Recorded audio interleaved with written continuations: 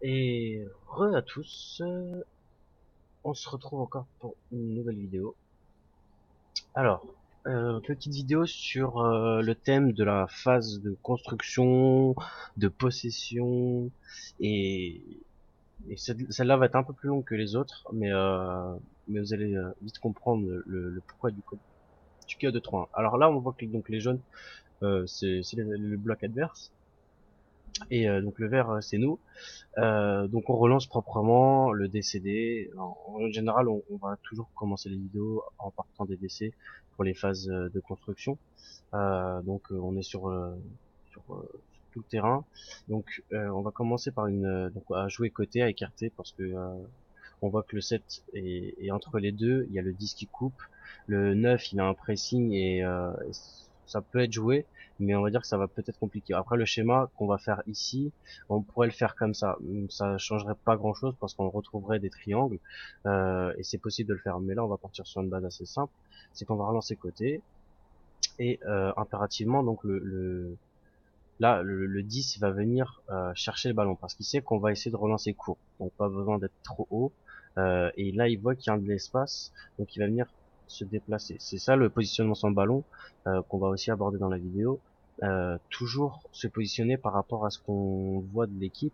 Donc si on voit que ça va jouer court, on essaie de se rapprocher les uns les autres sans venir virus les zones des coéquipiers.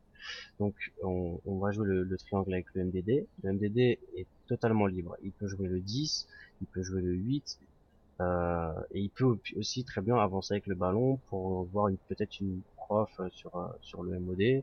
Voilà. Donc il a quand même pas mal de possibilités. Donc il va jouer tranquillement sur les MOG et pas pour le 10, ce qui est très possible à faire. Mais en fait, ce qu'on veut, c'est faire basculer le bloc d'un côté pour ramener, en fait, si vous allez voir à la fin, pour recréer une ouverture. Donc en fait, on va jouer le MOG pour la simple et bonne raison que le bloc adverse, vous avez vu, les, les 6 là au milieu, enfin les deux là moins, mais les 3 au milieu, ils vont venir à être aspirés par la passe. D'une, parce qu'il faut venir couvrir le 10, une, il faut venir couvrir là, même s'il y a le DG, il doit couvrir l'intérieur, entre guillemets, celle-ci. Donc ils vont se déplacer. Donc on aboutit sur une zone là où techniquement on est quand même dans un petit périmètre avec pas beaucoup d'espace et il faut jouer intelligemment.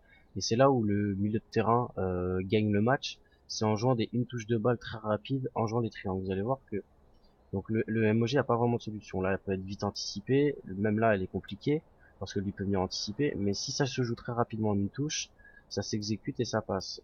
Donc là, on rejoue sur le MDG. Et là, automatiquement, le MDD va venir reculer pour laisser de l'espace et proposer une solution pour varier le jeu. Parce on a attiré le bloc légèrement de ce côté-là. Donc, forcément, et là d'ailleurs, je l'ai pas fait l'animation, elle est mauvaise, mais entre guillemets, vous êtes un peu plus resserré et c'est rare que le DG sera collé forcément à lui. Il pourra revenir. Lui, je l'ai oublié dans l'animation. Normalement, le MOD doit se trouver par ici. Ensuite, donc on vient jouer le MDD, bah voilà, je l'ai fait l'animation. Il vient la chercher parce que on sait qu'on va décaler le bloc. Après, il peut le faire déjà un peu avant, mais au dernier moment, c'est bien aussi parce que ça peut, si votre défenseur est collé, ça vous permet de repartir assez rapidement. Donc on rejoue un triangle et c'est là où en fait on va utiliser la subtilité. Ils étaient à bloc à gauche, on va les complètement changer le bloc à droite, mais comme ils sont à peu près en place, on peut pas, comme dans les vidéos précédents, lancer des profs, et ben on est obligé de refaire une bascule entre guillemets parce que on va les faire bouger de droite à gauche. Et ça c'est de tout l'art de la possession.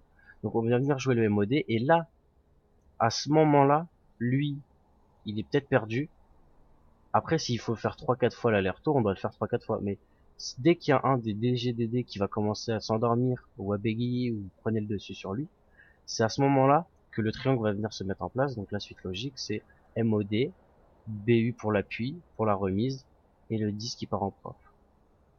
Enfin, l'appui remise se fait ici. Donc là, c'est l'appui, la remise et la prof. Et s'il aurait fallu conserver encore le ballon parce que le bloc se déplaçait pas, il était tout simple de ressortir. On pouvait encore ressortir là, revenir là, repartir là. C'est que tant qu'on joue en triangle, on peut se déplacer en fait de droite à gauche. Je vous la mets une fois à vitesse réelle pour qu'on le revoie, mais c'est très rapide. Hein. C'est vraiment du jeu triangle axial et on se retrouve facilement devant les buts en fait. Donc voilà. J'espère que la vidéo vous a plu et à une prochaine.